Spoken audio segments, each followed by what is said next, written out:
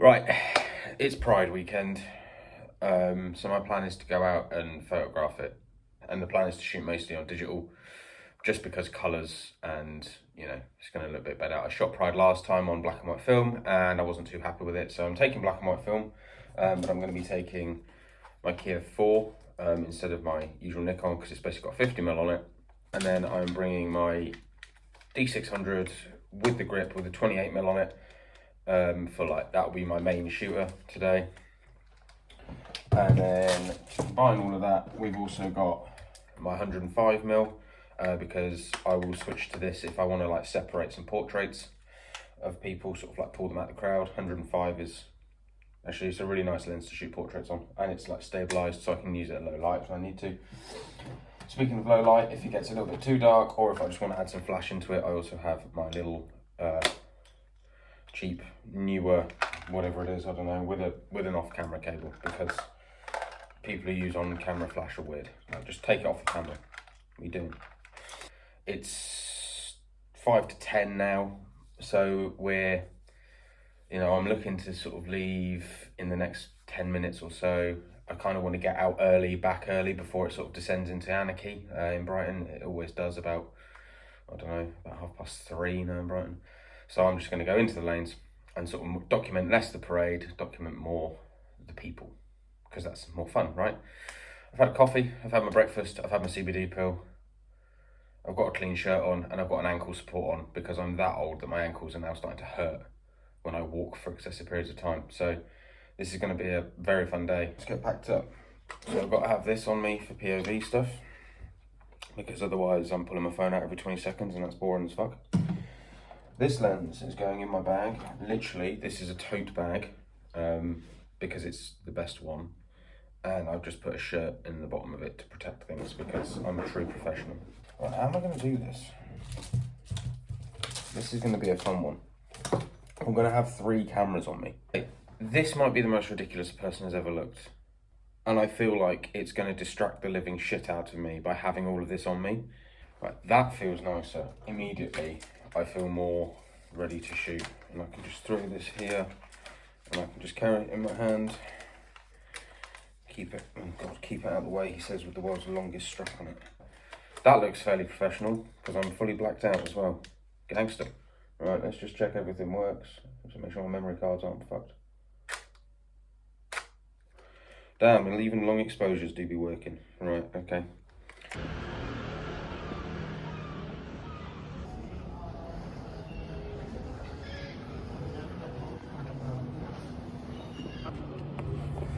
It's very quiet out there.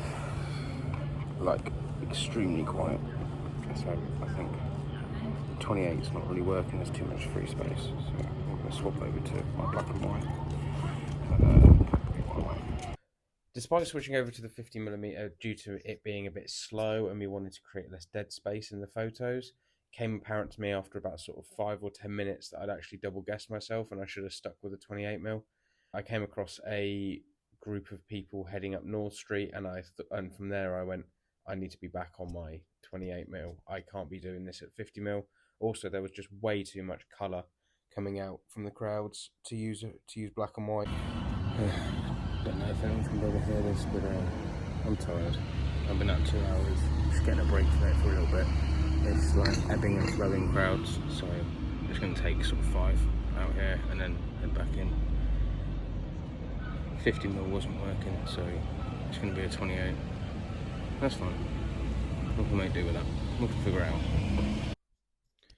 Despite this though, I started spotting couples and sort of single people, and my aim was to basically match their pace and intersect with them in front of something to link them to the Pride Festival, whether that be a pub showing lots of rainbow flags, whether that be, you know, something saying Pride, one of the little vendors selling their stuff. My aim was to sort of always try and catch them so that I didn't have to break stride. They definitely weren't breaking stride. I wasn't in the way. I wasn't interacting with them in too much. I wasn't becoming part of the story, but I was also just running alongside it, as it were. After a while of shooting on the 28mm, I headed down to the pavilion. So on the corner of the pavilion, there is a corner, and that's sort of where the parade turns, and you get a real sort of intersection of people. So I knew people would be on these bus stops. It happens every single year without fail. So I knew that if I hovered around long enough, there would be a moment, mostly because this is sort of the younger generation that do this, and there's bound to be a little bit of chaos kicking up from it. I did a couple of laps sort of looking for spots to go to, how to get in, but with the crowd being what it was, I found it best at this point to switch over to the 105mm and start pulling portraits out of the crowd. Doing this, it allowed me to sort of change my perspective a little bit on the day as a whole. I could start seeing individuals instead of just crowds of colour and people. Once I'd gotten a few shots on the 105, the crowds became a little bit too much for me. My feet started to hurt quite badly, and I realised that I'd been out for about 2.5, 3 hours, and I needed to head home just to recharge before doing the second half of the day. Luckily, though, I could walk the entire parade route home, switch back to the 28mm, and just treat it as if it was regular street photography. I fell fully back into street mode. I was just looking for, oddities, little things, trying to create portraits, trying to pull people out a little bit, but doing it on a 28mm is a lot harder. Spotting colours was nice and easy. However, I do think digital kind of not let me down so much, but just made it a little bit too easy for me, and my eye probably wasn't as good as it should have been. Finally, I got to the end of the parade route and my house, and I ended with this shot going through the house. I saw people climbing up to the viaduct, sort of thing, and there was an argument going on. I would have shot more, but there was a lot of kids around it, and I always feel a bit strange photographing children in public places like this. It's not my place to do it, so I found the one shot that I could get through the crowd as I was walking, and yeah, I quite like it. Okay, so cards on the table. I'm a bit of an idiot. So I went out shooting for like 3 hours. Luckily, my house is on the parade route, so it's not the end of the world. But I decided to go out with no water, no food, and I had like a Milky Way, and Diet Coke, and wondered why. I was like, oh my god, I'm dying. So I bailed home. I did shoot all the way home. Now, I walked all the way. Basically, I walked the parade route before the parade, but I'm gonna wait until sort of like the parade has come, because my house is literally the end point of the parade. So I'm going to wait until they're all here and they're all taking their floats down. I think that'll be a bit more interesting. Again, I don't just want to do standard like parade photos. I'm going to have some lunch, get my sugar levels up, drink 4 litres of water. But I did get a lot of footage and it's chaos. So it should be an interesting video, this one. Fuck me. Jesus. I'm shattered. My feet are screaming. I need to put new socks on. That's the first thing I'm going to do, is probably change, because I'm dripping with sweat. Right, it's been a couple of hours, just coming up to 4 o'clock, sort of 5:02ish. So I'm gonna head back out. So I'm gonna go back out. Essentially, I almost forgot about the other part of Pride, which is the festival that happens in Preston Park, and that's right next to my house. So I'm gonna go there and sort of just shoot people going to the festival, because I think that would also be quite a good spot to like catch people dressed up. So we're gonna head back out and do that. Hilariously, I've forgotten to charge anything, so I've got the action camera charged, and that's about it. Back on the street, I headed to a part of the park that I knew people would be gathering, having a drink before going into the actual festival. I got pretty lucky. Just within 5 minutes of leaving my front door, there was a couple taking photos on my road, so had to get them naturally. As I got up to the park, Crossman was back in full force. Anyone who's a Brighton local who's been to Brighton Pride a couple of times will know who this guy is. I'm still not sure if he is pro or anti Pride. I will never know, and I don't care to ask either. I headed to the part of the park where I thought would be most populated, and essentially this part of the park is just people trying to have that last minute drink in before they head into the festival and pay £400 for a gin and tonic. I was just trying to capture some of the chaos. I got lucky a few times. This was more groups of people. I stuck to the 105mm the entire time because I wanted to distance myself a little bit from it. I didn't want to be, one photographer walking up to a group of, people is a bit weird. So I figured I'd let people have their space and let them act naturally, and then I could just capture from a bit of a distance. I had to have a quick battery change. Doing this, it really did make me sort of consider my kit a little bit more. Like, do I really need this vertical grip? Would I have been all right without it?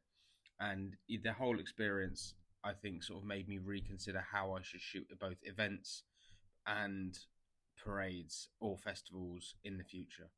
All in all, though, a really, really good experience, and I hope you guys enjoyed the images that I got from it. Right, so Pride's over with.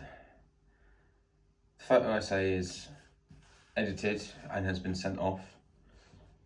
And I realised that today I've got quite an important shoot. And I say important because my freelance work has pretty much dried up over the summer. It's not uncommon. I haven't really done music festivals or advertised myself to them, and that's kind of the era we're in at the moment. I also don't really shoot many weddings, and again, that's kind of the era we're in. My work tends to pick up hopefully autumn through winter time, just as, you know, that's when people are more free to do the sort of stuff that I advertise myself as. So I arrange sort of like these group shoots. I try to do one every year, and last year or the year before, I think it was last year, I did a studio shoot. Roll footage or photos, I suppose, and we rented out a studio for the day, got loads of good shots. I was very, very happy with them. It got me quite a lot of work out of it. However, 8 people was a lot to manage on the day, and I was not pushing freelance as much at the time, so I had a bit more time to myself to sort of coordinate it, and I also spent a lot longer planning it. This year, I didn't have a chance to get in a studio. Also, I don't know if you're aware, studio prices have gone up this year, just same as everything.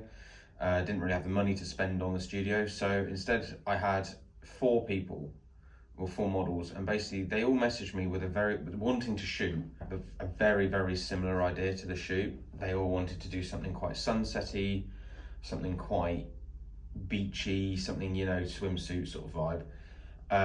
So I just said, well, let's just throw all of you together, and then we'll do basically my studio shoot. We'll do it with 4 of you out there. And the day is finally here. It's August 5th. I don't know what I was thinking arranging it for 3 days after Pride, but here we are. And they're all ready to go, and we're meeting on the beach at about between 2 and 3 o'clock. So I've got a couple of hours.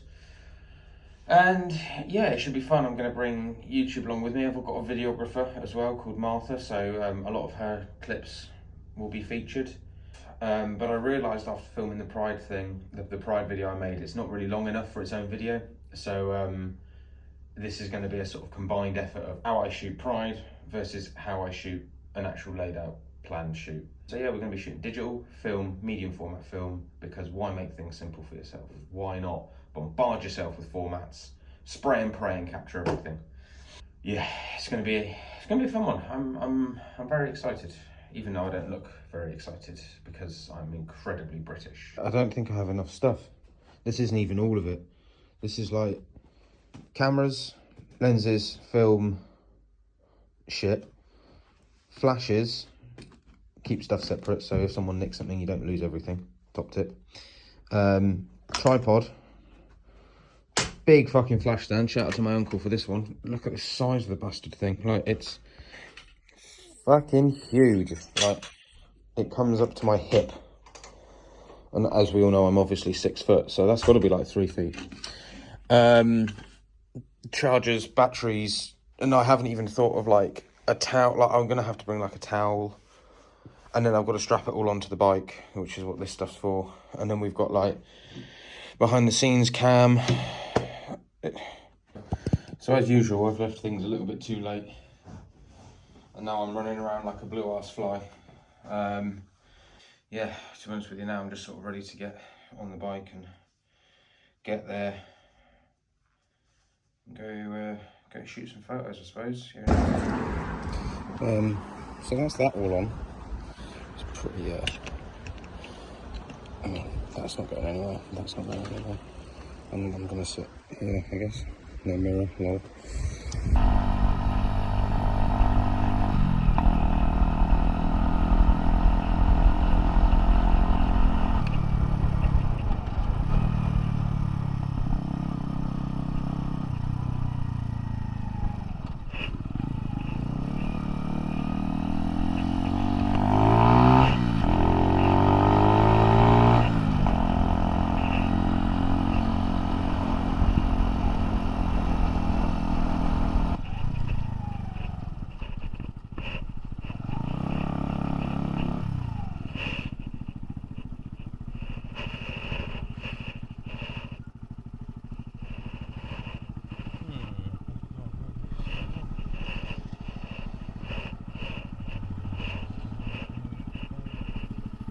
So we made it. It's windy as fuck out here. It only took me like 20 minutes, and yeah, nothing fell off. Like, I'm kind of rethinking if I need to look at a different storage system, because that just seems to work. It's not like elegant, and I'm sure at some point something will fail, but yeah, that's it. We're silly early, so I'm going to take my time, have a relax. Silly early, but I couldn't sit in the house waiting on it any longer, so I did that thing where you just leave and go outside for a bit. I'm basically just using it now as a chance to chill out, get a coffee, and relax by the beach before the shoot starts. And like, people will be showing up from 2 anyway, so I've only got like 20 minutes, but that's all good. Oh, that's art, isn't it? I've got a bit of hay in front of me. So, bin scouted. There's a few people there, but like nothing major really compared to some of the other beaches. So I think we'll be all right. People are now on their way, so I'll be waiting here for the foreseeable. Just paid to park. £3 for the whole day. It's not bad. It's not bad. And I've got a drink and something that I'm going to have. Drinking a Kit Kat to celebrate walking. 600 meters, maybe, if that. Yeah, should be a good day. Film my bag. What is going on? Which Martha went, yeah, tag along, it's gonna be a great day. I forgot to film the actual shoot, mostly because I'd got my timings wrong, and we found out the tide was coming in, not going out, so I had a little bit less time than I thought I did. I was also a little bit panicky about my stuff getting soaked by the sea. I also had 4 models that I was working with, along with Martha, the videographer. You'll be seeing their footage in this. Anything that is their stuff will obviously be tagged, and Martha's details are linked below. Please go and follow her, help her out, hire her for your music stuff. Like, she genuinely is a fantastic videographer with a great eye, and is just a wonderful person all round. One thing I can start off with is talking about the film stocks. First of all, I'd like to take a look at the medium format work and then go into the 35mm film. It's no secret now that Kodak Gold is obviously available in medium format. It's been on the market now for over a year. This is the first time I'd ever had a chance to shoot it, and also this is the first time I'd ever shot color medium format. I think this will be my color stock for medium format going forward. I know there's plenty of other options out there, but watching these scans come back and watching the levels in which we could toy with it is outstanding to me. I don't understand how these scans came out as well as they did. I appreciate that Alex worked his magic on them, but I did very little post edit, post scan, and the colors are exactly what I was after. They matched my digitals almost flawlessly. If I ever come to shoot medium format again in color, which hopefully I will, especially if it comes to brands and lookbooks, I think gold will certainly be on my list to pick up. It's reasonably affordable to buy it as a stock.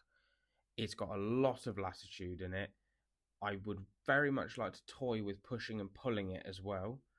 And the color and the tone and the warmth of everything that comes out is just amazing. The other medium format I shot was my black and white standard stock of Delta 400. Now, I'm going to level with you. Delta 400 probably was not the correct choice here. It was a bit too flat. It didn't have the contrast in it that the Gold did. It's a bit grayer as a film stock. It's very good for landscapes, and I'd say for low light photography as well. Delta is one of the best stocks out there. Hence, you have Delta 3200, for example. I understand why people shoot Delta. I really do. It makes perfect sense if you're looking for that kind of flatter, grayer tone. However, I think when it comes to portraits, especially on location portraits, I should have gone with something a little bit snappier. And looking back on my previous scans, I should have used HP5 or Tri-X for this. And I do think there is a reason why those stocks have this hype around them. Delta 400 is a perfectly good stock, and to be honest with you, if I didn't have it lying around in my bag from a leftover from another shoot, I probably wouldn't have used it. I would have used HP5 or Tri-X. But if you don't experiment, you'll never know. A newbie to my film stock usage is Pro Image 100. Now, I'm not a massive color film shooter. I think anyone who's seen my work will know that I tend to be black and white only as I develop it myself. So, black and white just makes sense from an economic point of view. But I thought it's a sunset shoot, color's going to be important. So, why don't we try a new stock that I hadn't ever played with before? I really enjoyed this film stock. I think it's really, really good. It provides really wonderful skin tones. I would say they are slightly too red straight out of the scanner, but based on what I've seen from other examples of Pro Image, I think that's pretty normal for it. But it really allowed for the warmth to come through. It, the sea was almost muted by it. The skin tones were absolutely flawless. The grain is fantastic in it, being a 100 speed film. That's exactly what I was looking for. I am interested in possibly shooting it with a cool filter on the actual lens and maybe with a blue light. So I'm tempted to buy another roll of it and experiment slightly. I'm really, really happy with all the portraits that we shot on this film. All the models were absolutely amazed with it.